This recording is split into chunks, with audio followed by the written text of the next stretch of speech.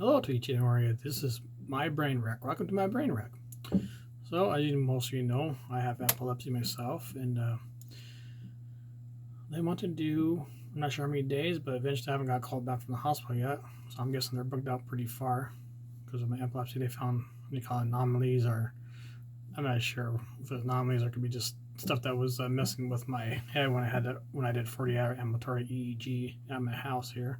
It wasn't video or anything. So, but they want to put me into the hospital. So, I'm guessing the 3 to 5 days, and I obviously they're gonna want to take me off my medicine. So that can become very scary for a lot of us. So it's scary for my wife especially, which I understand. But I think it's also necessary to see what they think I have. Some think it's PNES, which is psychogenic non-epileptic seizures, or maybe saying it's caused by psychiatric problems or something like that. Who knows? But in that case, I don't know why they'd say that, considering I had 3 nocturnal seizures. It was all in my sleep. So the last one almost killed me. But I'm not a doctor, not a professional. So all the information I talk about here is just information. That's all. It's not to be considered as a medical advice or anything like that. It's just provided by information what I get from the Epilepsy Foundation, stuff like that, just in case you guys are interested or wondering what it's about. So what we're going to talk about here is, what is the video EEG test? Well, I'm going to read some stuff off over here, so if you see my eyes going this way and back and forth, that's why. So a video EEG records what you're doing or experiencing on a video, while EEG test records the electrical activity on the brain or brain waves. So your left and right brain. So the purpose is to be able to see what happens when you have a seizure, obviously. So, or an event that's suspected to be a seizure. The video is compared to what the EEG records at the same time. Sounds that occur during the test are also recorded to pick up if a person talks or makes sounds during an event.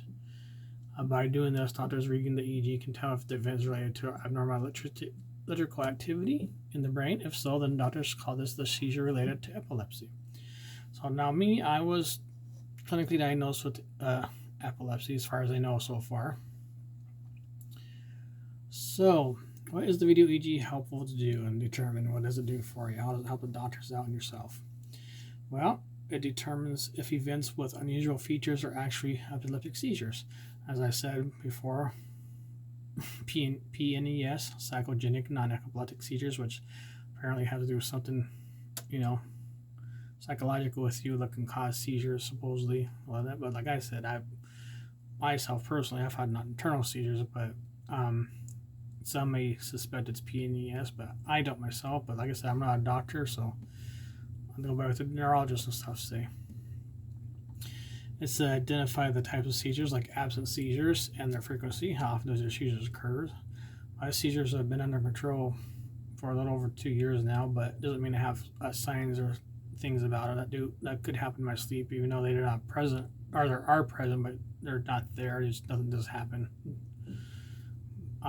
It also finds the region of the brain where seizures will begin. Locating the exact region is vital if epilepsy surgery is be considered.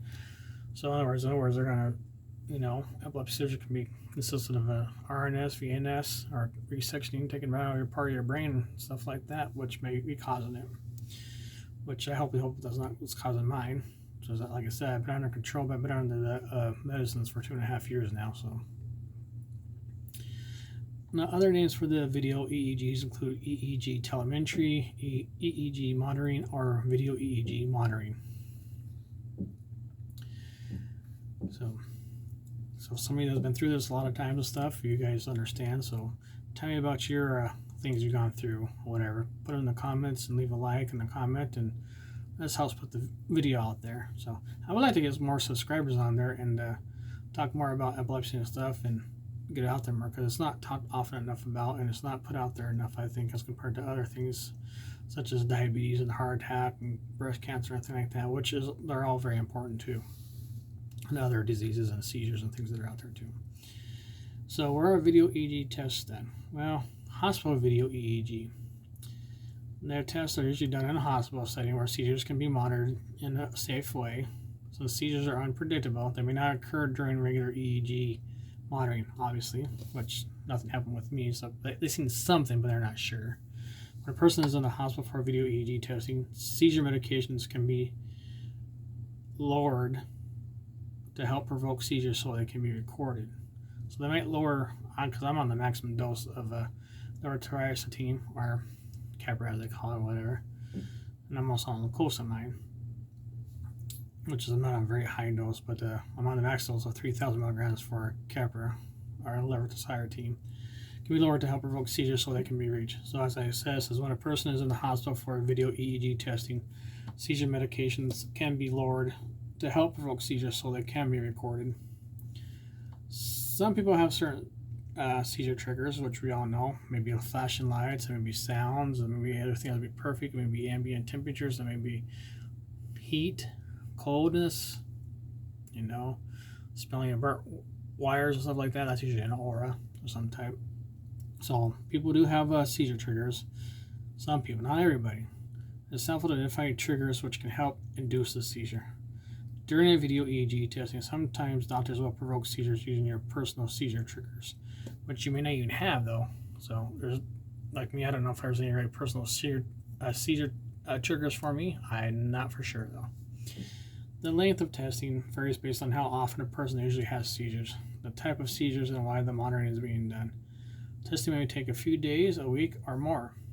So you mean there from 3 days, 5 days to 7 days or longer. I've seen read about where people have been there longer than 7 days, some in 2 weeks before.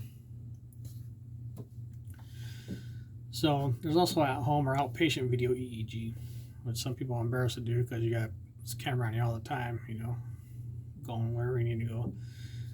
Video EEG tests can be done at home or at an outpatient center like an EEG lab.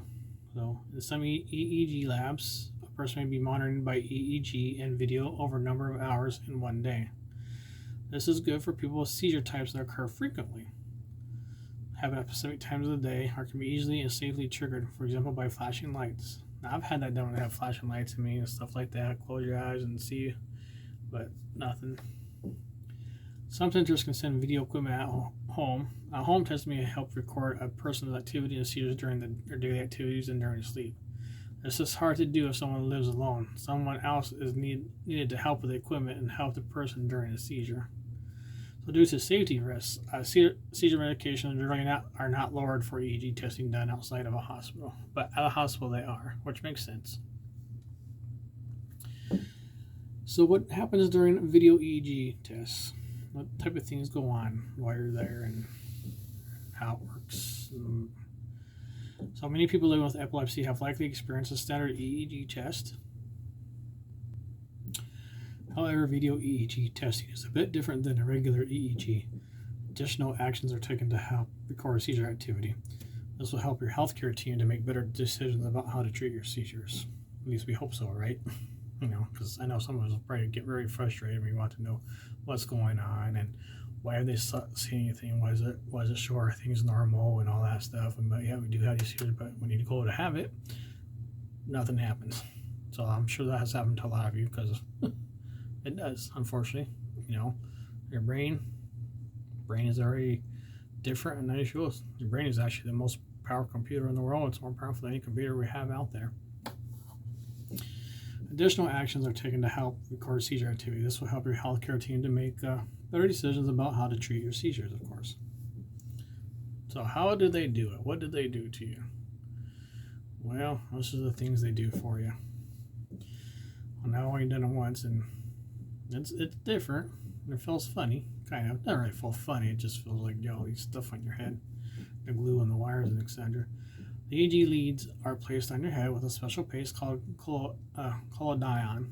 In contrast, basically it's just like glue, rubber glue I should say. In contrast, most short outpatient EEGs are done using a cap or with a different type of paste. The head and electrodes are usually covered by a cap or gauze dressing, which mine is just covered by gauze. The test is done in a hospital. You are admitted to a room on the Epilepsy Monitoring Unit, EMU, where the EEG audio and video recording can be done. The electrodes are connected to a wire or cord that is attached to a cassette. The cord may also be connected to a special EEG connection in the wall or to a nearby machine. Increasingly, wireless systems are being used in monitoring rooms. So, during the monitoring, the doctors may lower your medication so that seizures are more likely to occur. Sometimes other things are done to trigger seizures, such as sleep deprivation, flashing lights, or exercise. So they might have you do some exercise and stuff like that. Of course, you have to be careful what type of exercise are getting, because maybe you have some heart problems or things like that. Like myself, I've done for sure, but from I don't have a secondary heart block, which is not great. So, and also possibly polycythemia, which means I have produced too many red blood cells, and which when it does that, it builds up and stuff, and it can actually cause me to go into a heart attack, I guess, or something like that. I'm not sure. I've been told that anyways, but I don't know for sure. So sometimes lowering medication may lead to more seizures than usual. Worst seizures are possible, or one that is longer than usual. If your medicine is reduced, you may need an IV placed to a longer seizure. Doctors and nurses may need to give you a seizure medications that act quickly to stop long or repeated seizures if they occur during the testing. So some of those be like prednisolone and stuff, where they just push it into your bag, or it's already in there. So it gets right into your. They might just give you rescue medicine right through your nose, but like this is through IV. So, what is done to keep me or my loved ones safe? Many safety steps will be taken when testing is done in the hospital. Epilepsy monitoring units have different physical layouts that allow staff to watch you closely. Below are some examples of safety strategies that may be used. Alright, so I'm going to read this stuff down to here. Some helpful tips. Preparing for a video EEG has many similarities to preparing for a regular EEG. The most important thing to know before you get into video EEG is that your healthcare team will always make sure you are safe during the testing. This is when you're at the hospital. Other helpful tips include video EEG monitoring with video EEG monitoring with invasive electrodes. What happens if scalp electrodes can't find where the seizures come from? Well, for some people, can't be found using a scalp. For some people, seizures can't be found using scalp electrodes. The beginning of seizures may not be seen, or it's possible that more than one area of the brain is involved. For example, EEG tests may show that the seizures involve one of the frontal lobes of the brain. However, the other tests suggest seizures in one of the temporal lobes. Another possibility is that seizure activity is seen on both sides of the brain. In these cases, we need to know if the seizures are coming from both sides of the brain, or if they start on one side but spread quickly to the other side. Surgery cannot be considered until more information is found. So basically, your left and right brain, things can get crossed and go from here to here. Like your right controls your left and your left controls your right. Because if they didn't, you wouldn't be able to walk or talk or do anything really. You'd be all out of sync. Your left tells your right leg and your right brain tells your left leg to move. I believe that's how it works. Anyways, I could be wrong, but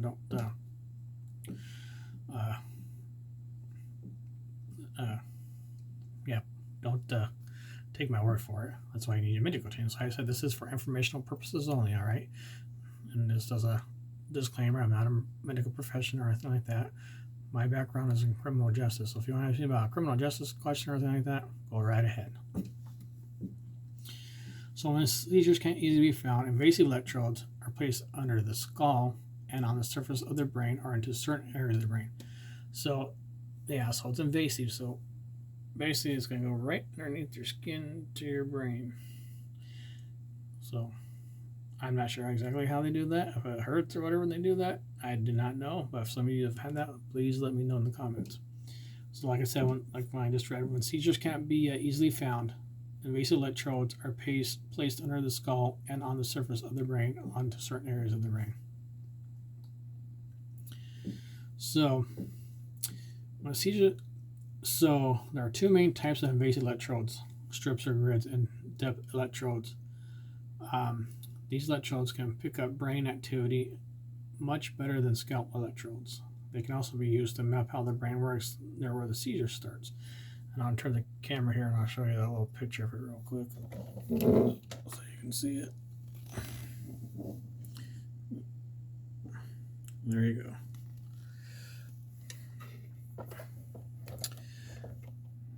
I'll make sure my thing doesn't fall here. So that's the one. So surgery is needed to place these invasive electrodes. Once the electrodes are placed, then the person is monitored via EEG. The surgery to place electrodes may take only a few hours. So you're going to have a surgery to place on there, obviously, I guess. So it sounds like monitoring after placement may take a few days or a few weeks. So after the monitoring period, electrodes are removed. Depending on the type of electrode used and results of testing, surgery may or may not be done. It's not usual for a person to be in the hospital for 3 weeks or so for this procedure and the EEG testing. So just take note of that. You can be in there for quite some time, almost a month. I know it sounds scary, but it might be necessary for you to do that. And obviously this is probably a very expensive test they do and stuff like that. So obviously insurance is going to be, well, the insurance thing is going nowadays, and the way this bill was passed a couple days ago, the America Beautiful bill. I mean, you never know. We'll see what's going to happen. So after the monitoring period, electrodes are removed. All right. Depending on the types of electrode used and the results of testing, surgery may or may not be done. It's not unusual for a person to be in the hospital for 3 weeks or so for this procedure and the EEG testing. All right, what are the depth electrodes and when are they used?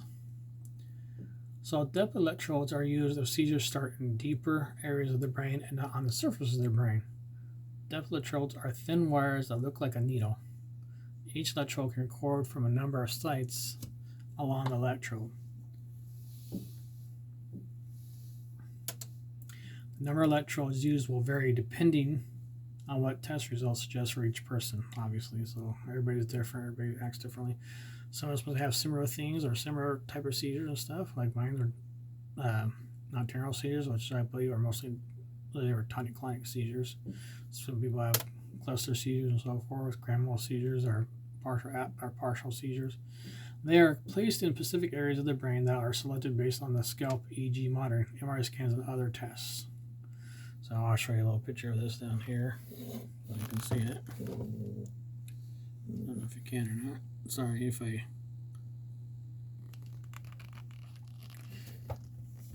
let me fix this again.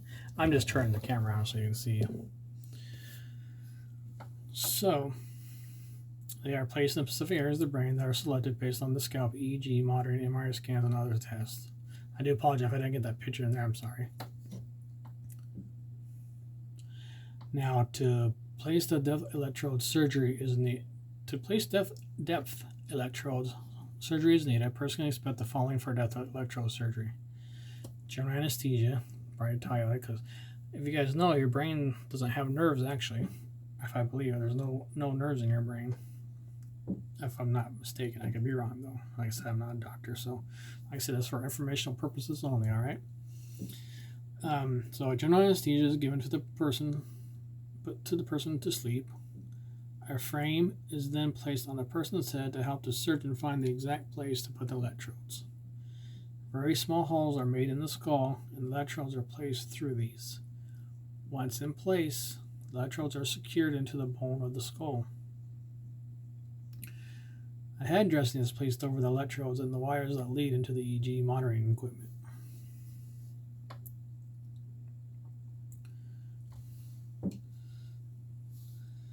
Okay, now we're getting there. Okay. We're almost coming to the end here, folks. So once again, if you like this channel, and I do appreciate it, this is MyBrainWreck.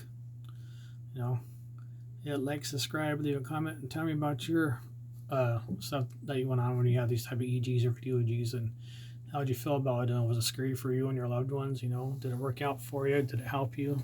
Did you find that helped stop your seizures more? Cure your seizures for a long time? As I see, my personal opinion, I think seizures can come back at any time. Even though if they've done stuff and they stopped you for a long time, I still think they can come back. You just never know. So how are subdural strips or grids placed, and when are they used? Well, so if the seizure activity is thought to be on the surface of the brain, electrodes called strips or grids are used. They can record electrical activity from many points on the strip or the grid. A strip may look like a rectangle, similar to the size of a small band-aid. A grid is usually shaped like a square and can cover large areas of the brain. Surgery is a bit different to place the strips or grids. A person can expect the following for strip or grid surgery. General anesthesia is given to put the person to sleep. A larger opening in the skull is made, called a craniotomy, which is obviously your brain, the skull, and the strips or grid are placed on the surface of the brain. Small thin wires attached to the strips or grids connect the EEG equipment and are wrapped in the head dressing. The person then goes to epilepsy monitoring unit to be recorded over a number of days. All right. What else are invasive electrodes used for? Brain mapping and electrical stimulation. So you're going to see your brain, you're going to see mapping, This is a procedure that also uses strip grid and depth electrodes to map brain function. During this procedure, each point on the strip, grid, or depth electrode is stimulated with a brief, tiny electrical current. The person is watched for changes in movement, strength, language, and vision. A map is made based on the location of each stimulation point. This helps understand the function of those brain areas and if surgery is safe to do. So, if it's not safe to do and stuff, and it shows something that no, they can't do it, then they won't do it. This helps understand the function of those brain areas and if surgery is safe to do. Once enough information is recorded, the electrodes are removed and a decision about surgery can be made. Of course, if you talked with your medical team and stuff like that, that's a big decision to make with with your medical team and your loved ones and stuff around you, because they're gonna be very concerned what's going to happen, during that time, because nothing's guaranteed, correct? What are the risks of having invasive electrodes placed? Depth electrodes have very small risk of complications. Smaller holes are made in the skull so people may recover quicker and have less pain or discomfort than after grids or strips. Possible, yet infrequent complications may include bleeding in the brain and infection. Potential for complication and headaches after surgery is slightly greater since surgery to place strips or grids needs a larger opening in the brain. So you may need a larger opening in the brain for them to place certain things and stuff like that. So that's something to think about, with your medical team and your neurologist and everything like that. Your loved ones. It's scary. Yeah, it's very scary. It's traumatic, not just for you, but for your loved ones. So this was authored in 2024, reviewed on February 20th, 2024. So it's pretty up-to-date stuff that they have here. So I'll put the site and stuff on here so you guys can go check it out for yourself. But let me know in your comments what you think about the epilepsy. And to all you Purple Warriors, stay strong out there. Don't give up. Keep going forward. Keep going forward, even if it's a little bit at a time. All right? Even those with just not even epilepsy, but with seizure disorders also. Keep going forward. Well, thank you for watching. This is MyBrainWreck. Keep strong, Purple Warriors. Keep on going forward. Thanks for watching.